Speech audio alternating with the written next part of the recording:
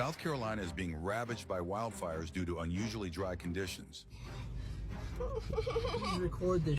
What the is going on, man? Areas like Myrtle Beach in Horry County are among those affected, with nearly 500 acres burnt so far and an air quality alert active in the area. Hurry, baby! The governor of South Carolina, Henry McMaster, declared a state of emergency to support the wildfire response effort. Although the fires are still active, response efforts have been effective and crews are making progress.